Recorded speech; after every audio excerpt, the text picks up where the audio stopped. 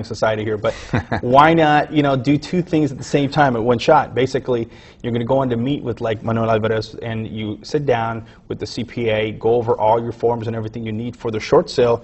Use a lot of that similar documentation to prove your financial insolvency to the IRS, yes, right? Definitely. Okay. So it's really important to do that, to come in and meet with someone that really understands what you're doing and can give you some good advice as to what you should be doing and what you should not be doing.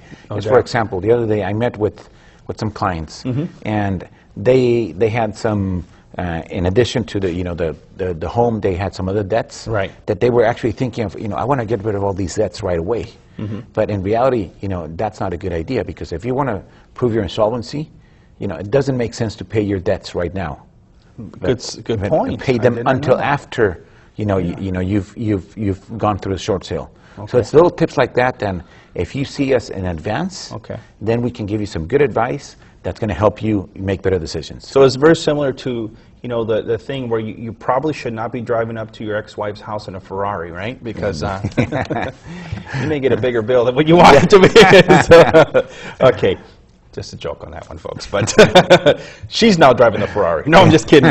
All right, excellent. So what about foreclosures? Do foreclosures have tax consequences also when somebody takes your home? I mean, how does that work? Foreclosure is going to be a similar situation. Once again, if basically a foreclosure, instead of actually having sold the home, the bank is going to repossess the home at the end of a certain period. Right. You're going to have 120 days, and then at that point, the home is going to be, the bank's going to try to sell that home, and if it doesn't sell, then it's going to be repossessed.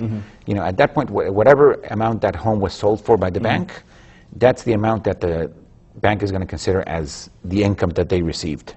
And the difference between that amount that they received and what you owe them, they're going to still generate that 1099. Okay. So it's a very similar situation.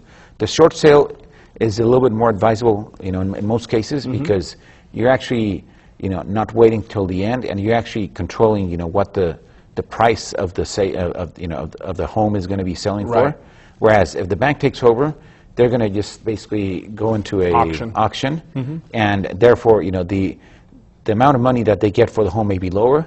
You may be stuck with a higher tax bill because you get a higher 1099. Okay. So it's better to, if you can, do a short sale instead of going all the way to foreclosure. Excellent information.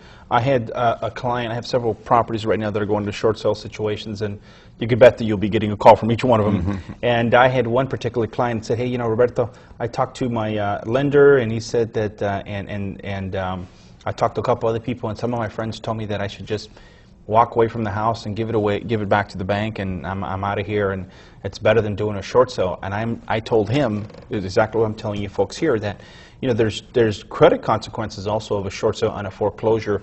On a short sale, you're going to have some some credit consequences where your credit report's going to say more than likely settled for less than the actual debt. You may have a couple lates on your mortgage, because a lot of lenders won't even allow you to do a short sale unless you're at least 1 month late. So if you have some of these things like a couple lates on your credit report, and you have the balance was settled for less than what it was owed, I mean, it's going to, no doubt about it, have a negative effect on your credit report, but it's not going to have that much of effect after 1 or 2 years. The first year, it's less. After the second year, it's very minimal, the effect that it has. But it is not nowhere near as devastating as having a foreclosure on your credit report. So if you have a foreclosure, you're going to have that showing up on your credit report 7 to 10 years. So it's going to be pretty tough for you to buy a home in the future. On a short sale, it's not going to. But on a foreclosure, it is. And I tell you, folks, if you're out there and you're trying to decide, first of all, my encouragement is to do the best you can to keep your home, as long as you can make the monthly payment, because there's nothing worse than living in a property and making the payments and not having any money for food and not having money for gas and take care of the kids and all that other stuff. Because I actually see families that are in a situation where they have $4,500 to $5,000 a month mortgage payments, and they're making $5,200 a month. And I mean, I'm thinking to myself, how are you even making it? And they're telling me, well, I'm borrowing every month from my credit card so that I could pay my bills. That is not a way to live, okay? That's not a way to live. And then you have people who say, well, I'm going to renegotiate your debt for you, and I'm going to charge you this much, and I'm going to have them lower the mortgage payment.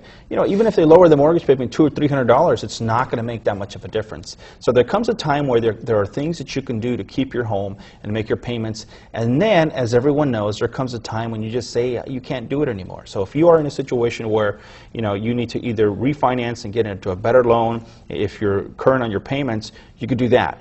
But if your other option is you can't refinance, you owe more than what it's worth, then it may not be a bad option for you to consider doing a sale as a short sale. And the tax consequences that you think are there can be eliminated by meeting with somebody like Manuel Alvarez. And I can go over the whole thing with you. But I just encourage people, you know, by all means, do what you can to not go into a foreclosure, because once you go into foreclosure, you're going to be facing some tough times down the road in terms of your credit report. Okay? Thank you, Manuel. That's awesome information. Well, okay, so what's your phone number? People want to call you and they want to make an appointment with you. Our phone number is 408-294-6034. And, you know, because we're outside of the tax season right now, we really are making appointments.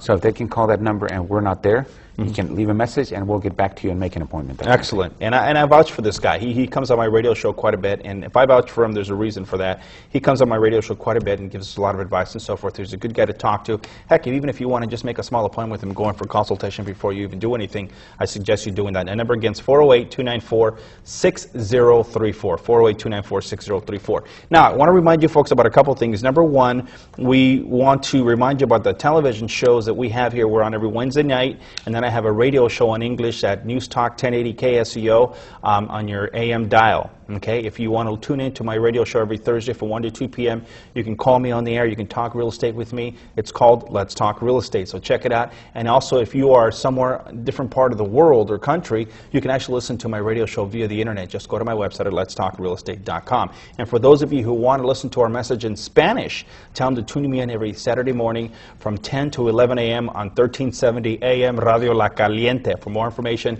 give me a call at 408-375-1635, or catch my Spanish television show every Sunday night here on Channel 15A at 7 p.m. For more information, give me a call. If you're looking to buy or sell a property, you want some of my free home buyer guides, I got some great stuff on my website. Check it all out at letstalkrealestate.com. Thanks again, Manuel, for being on our show today. Thank you very much. Thank you for watching, because if it wasn't for you, we would be talking to ourselves. Have a super week, everyone. Bye-bye.